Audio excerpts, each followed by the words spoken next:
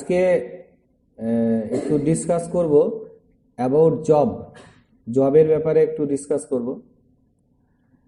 আমরা কম্পিউটার শিখি সবাই ভবিষ্যতে যাতে আমরা একটা চাকরি পাই এবং সেখানে সেই ফিল্ডে আমরা যাতে কম্পিউটারটাকে ব্যবহার করতে পারি। এখন প্রত্যেকটা জবের ক্ষেত্রেই কম্পিউটার মাস্ট, ঠিক আছে। কম্পিউটার আমাদের প্রয়োজন হয়ে থাকে। স্কুলের কাজের ক্ষেত্রে আমরা কম্পিউটার আমাদেরকে জানতে হয়, কারণ আমাদের এখানে অনেক স্টুডেন্ট এখানে আসে যারা অলরেডি জব করছে, তাদের চাকরির কোনো দরকার নেই, চাকরি অলরেডি করছে ওরা, কিন্তু প্র্যাকটিক্যালে তাদেরকে সম্মুখীন হতে হচ্ছে কি প্রবলেমের, তাদের ফেস লস হচ্ছে, কাজটা করতে পারছে শেখে কম্পিউটার। তো অ্যাকচুয়াল বোঝা যাচ্ছে যে কম্পিউটার ছাড়া মানে ভবিষ্যতে আমরা যে কোনো জবের ক্ষেত্রে ব্যবসার ক্ষেত্রে কম্পিউটার ছাড়া আমাদের গতি নেই। কম্পিউটার আমাদেরকে জানতেই হবে। আগে ছিল টাইপিং, যে কোনো অফিসিয়াল কাজ করার জন্য টাইপিং মাস্ট ছিল, এখন আমাদেরকে কম্পিউটারটা জানতে হয়। তো বেসিক্যালি কম্পিউটারের যে কাজগুলো হয়, কম্পিউটারের কাজগুলোর ক্ষেত্রে আমরা ডেটা এন্ট্রি অপারেটর হয় এই পোস্টের নাম। মানে আমরা যদি কম্পিউটারে বসে কাজ করি, কন্টিনিউয়াস টাইপিং এর কাজ করি, তো সেই পোস্টটার নাম হতে পারে গ্রুপ ডি হতে পারে, বা ক্লার্ক হতে পারে, বা ডেটা এন্ট্রি অপারেটর হতে পারে। এই তিনটে গ্রেডের পোস্ট আছে, ক্লার্ক, গ্রুপ ডি অথবা ডেটা এন্ট্রি অপারেটর। তো ডেটা এন্ট্রি অপারেটর বা এই তিনটে পোস্টের কাজগুলো একই ধরনেরই হয়। তো ডেটা এন্ট্রি অপারেটরের অ্যাকচুয়াল কাজ কি, ডেটা এন্ট্রি কাকে বলে? আমরা কম্পিউটারে বসে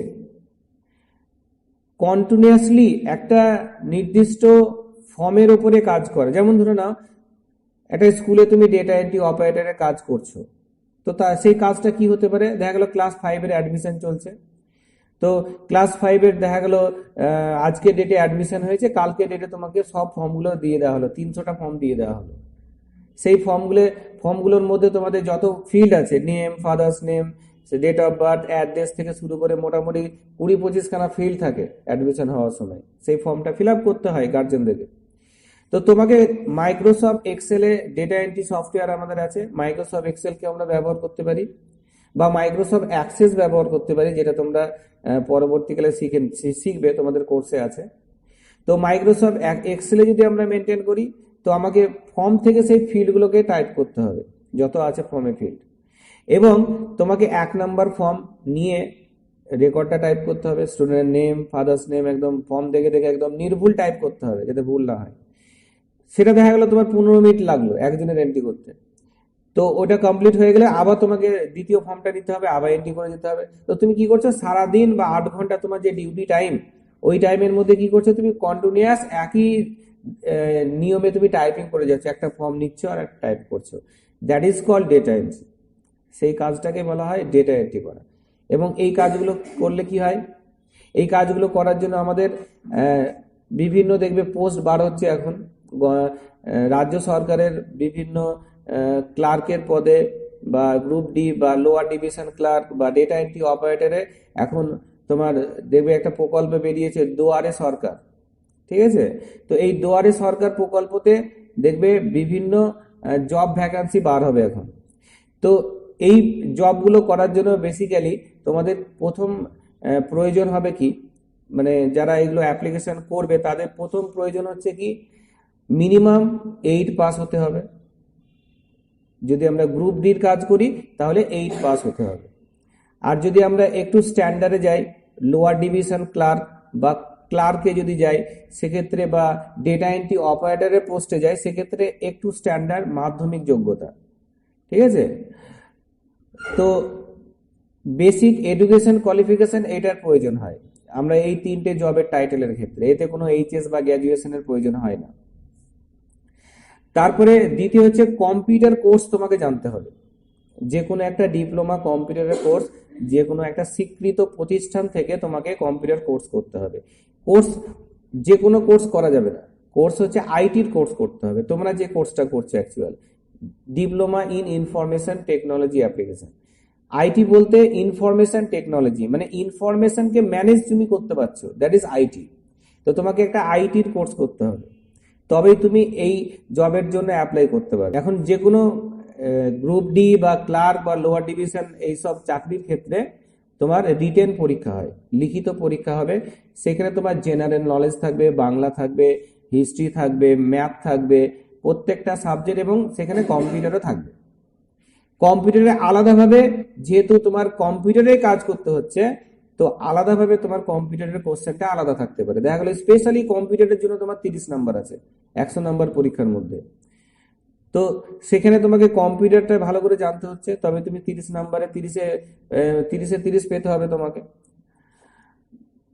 এবং আরেকটা সেকশন হয় এক্সামে, তুমি যদি কোয়ালিফাইড করো তারপরে দ্বিতীয় সেকশনে যাবে তুমি, আর এক্সামে কোয়ালিফাই না করলে পরে তখন সেখান থেকে তুমি বাড়ি চলে যাবে, ছাঁটাই হয়ে গেল। তো দ্বিতীয় সেকশনটা হয় কি, একটা ইন্টারভিউ সেকশন হয়। ইন্টারভিউ সেকশনে কি হয়, তুমি কত মার্কস পেয়েছো রিটেনে সেটা ডিপেন্ড করছে, এবং তুমি যে ডকুমেন্টস, এডুকেশন কোয়ালিফিকেশনের যে ডকুমেন্টস জমা দিয়েছো, মাধ্যমিক পাস বা 8 পাস, তার রেজাল্ট কত। দেখা গেল ক্লার্কের পদে দিয়েছো লোয়ার ডিভিশন, তো মাধ্যমিক পাস যোগ্যতা, তো তোমার মাধ্যমিকের পার্সেন্টেজ কত আছে, তুমি ভালো রেজাল্ট করেছো না খারাপ রেজাল্ট করেছো। একটা স্টুডেন্ট সে পাস করে এসছে, কিন্তু তার রেজাল্ট বেশি আছে 80%-এর উপরে, আর তোমার দেখা গেলো 60% বোঝেনি, তো সেখানে একটা কম্পিটিশন হবে, ঠিক আছে। দ্বিতীয় হচ্ছে তোমার টাইপিং টেস্ট হবে। আমাদেরকে কম্পিউটারে কি জানতে হবে, আগে টাইপিং জানতে হবে, তারপরে টাইপিং টেক্সটে তোমাকে দুটোই জানতে হবে। এখন আমরা ওয়েস্ট বেঙ্গলে যদি চাকরি করি, তাহলে আমাদেরকে বাংলা এবং ইংলিশ দুটোই সমান গতিতে টাইপ করতে হবে। টাইপ করতে হবে নর্মাল টাইপ নয়, তোমরা যে টাইপ করছো সেই টাইপ নয়। আমরা যখন জবের জন্য প্রিপেয়ার হব, তখন আমাদেরকে টাইপ করতে হবে মিনিটে 1 মিনিটে 20 থেকে 30 খানা শব্দ তুলতে হবে, ঠিক আছে। তো সেইভাবে তোমাদেরকে টাইপিং এর স্পিডটা বাড়াতে হবে।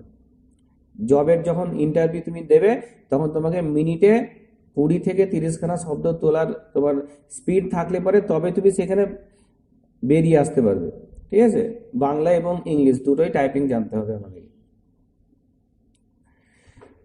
এবং এই টাইপিং সেকশন কমপ্লিট হয়ে গেলে তারা আরেকটা সেকশন করে, যেটা হচ্ছে বেসিক ইন্টারভিউ ইন প্র্যাকটিক্যাল, মানে কম্পিউটারে বসিয়ে তোমাকে প্র্যাকটিক্যালি কিছু কোশ্চেন্স করবে। দেখা গেল লোয়ার ডিভিশন ক্লার্ক বা গ্রুপ ডির ক্ষেত্রে কম্পিউটারে বসে কাজ করার ক্ষেত্রে তোমাকে কম্পিউটারে বসে আগে কয়েকটা কোশ্চেন্স করতে পারে। তার মধ্যে কিছু সফটওয়্যার মেন আছে, যেমন হচ্ছে 1 নম্বর সফটওয়্যার হচ্ছে এক্সেল। এক্সেলে অফিসে প্রচুর কাজ হয়, তো এক্সেল থেকে তোমাকে ম্যাক্সিমাম কোশ্চেন জিজ্ঞেস করতে পারে।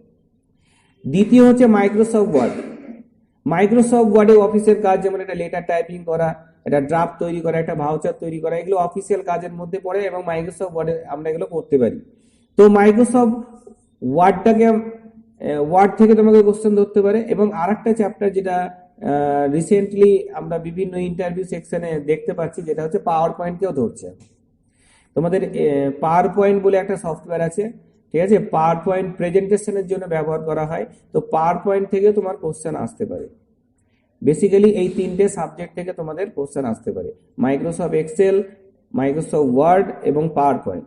ইন্টারভিউ সেকশনে আমরা কম্পিউটার রিলেটেড কোনো ফিল্ডে যদি কাজ করি, তো এই 3টে সাবজেক্ট থেকে তোমার কোশ্চেনগুলো আসে জেনারেলি। এবং আমাদের মাইক্রোসফট ওয়ার্ডের ক্ষেত্রে ইম্পর্টেন্ট যে কোশ্চেন্স গুলো হয়, যেমন মাইক্রোসফট ওয়ার্ডের ক্ষেত্রে তোমাকে বললো একটা লেটার টাইপিং ফরম্যাট তৈরি করো।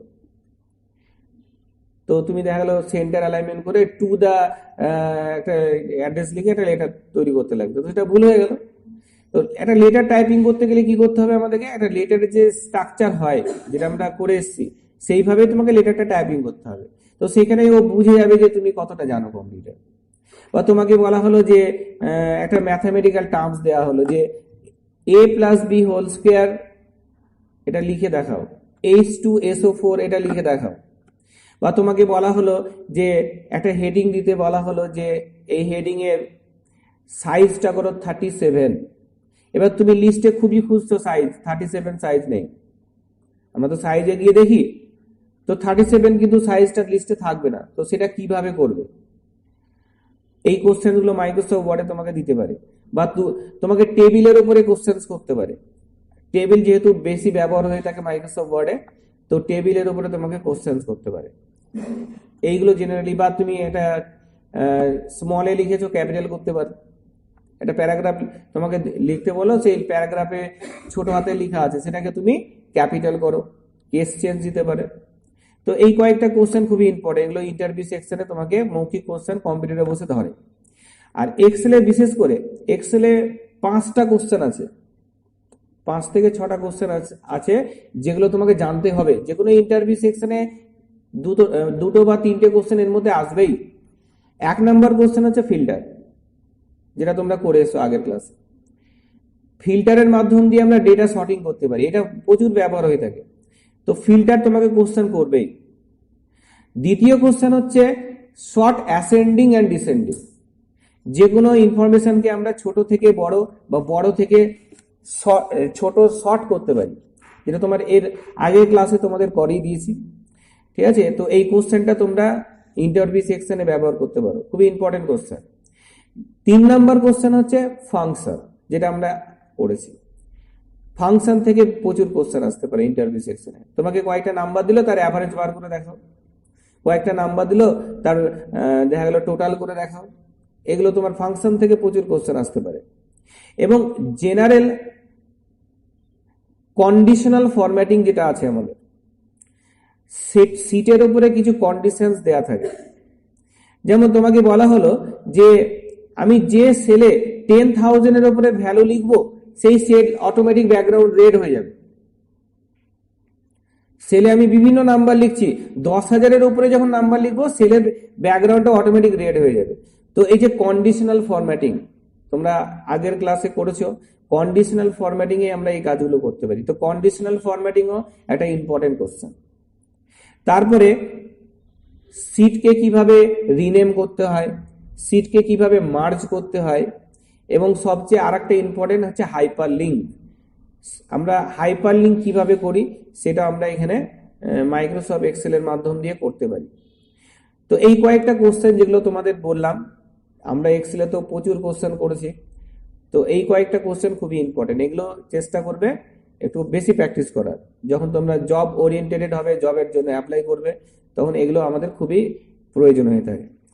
এবং আরেকটা ইম্পর্টেন্ট সাবজেক্ট যেটা আমাদের হয়, যেটা হচ্ছে ইমেল সেন্ড করা, যেটা তোমাদের এখনো হয়নি। কিভাবে ইমেল পাঠাতে হয়, তোমাকে বলা হলো যে মাইক্রোসফট এক্সেলে তুমি একটা ফাইল করেছো, সেখানে দেখা গেল স্টুডেন্ট ডেটাবেস আছে, তুমি ক্লাস 5 এর ডেটাবেস টাইপ করেছো, সেটা তোমাকে সিউডি বা হেড অফিসে পাঠাতে হচ্ছে। তো হেড অফিসের ইমেল অ্যাড্রেস দিয়েছে, তোমাকে ইমেল অ্যাড্রেসে পাঠাতে হবে। তো তোমাকে ইমেল পাঠানোটাও জানতে হবে, কারণ তোমার ইমেল পাঠানো অফিসিয়াল কাজের মধ্যে সবচেয়ে 1 নম্বরে পড়ে। যে কোনো ইনফরমেশন হেড অফিসে প্রোভাইড করতে গেলে তোমাকে ইমেলের মাধ্যমে, এখন বই নিয়ে যাওয়ার লোক নেই, এখন ইমেলের মাধ্যম দিয়ে সবকিছু ফাইল ট্রান্সফার হচ্ছে, সেখানে অফিসে প্রিন্ট আউট হয়ে যাচ্ছে। তো ইমেল পাঠাতে জানতে হবে। নেটের তুমি অন্য কিছু না জানলেও চলবে, দেখলো তুমি কোনো কিছু ব্রাউজ করতে জানো না, অসুবিধা নেই, কিন্তু ইমেল পাঠাতে জানতে হবে। ইমেল খুবই ইম্পর্টেন্ট। আমরা ইমেল অ্যাড্রেস সবাই বানিয়ে নিয়েছি হোয়াটসঅ্যাপ করার জন্য, ফেসবুক করার জন্য, কিন্তু ইমেল পাঠানোর জন্য বানাইছি কি? তো অফিসিয়াল কাজ করতে গেলে আমাদেরকে ইমেল পাঠাতে হবে। ওয়ার্ডের ফাইল, এক্সেলের ফাইল, যে কোনো ফাইল, তোমার ফোল্ডার, তুমি একটা ফোল্ডার করেছো, তার ভিতরে 10খানা ফাইল আছে, ওই ফোল্ডারটাকে পাঠাবে কিভাবে ইমেলে? আমরা ইন্টারনেটের ক্লাসে এগুলো আমাদেরকে জেনে রাখতে হবে, তবেই তুমি ইন্টারভিউ সেকশনে পাস হতে পারবে। তো জেনারেলি এই তোমার গ্রুপ ডি ক্লার্ক এবং লোয়ার ডিভিশন ক্লার্ক বা ডেটা এন্ট্রি অপারেটর, এই যে পোস্টগুলো হয়, এগুলো অ্যাকচুয়াল কম্পিউটার ফিল্ডেরই পোস্ট। তোমরা যে কম্পিউটার শিখছো, সেই কম্পিউটার শেখার উদ্দেশ্য হচ্ছে সেই সব ফিল্ডে কাজ করা। ঠিক আছে, তো এই জবের জন্য তোমাদেরকে বেসিক্যালি এইসব সাবজেক্টগুলো মাথায় রাখতে হবে। ওকে, হয়ে গেল।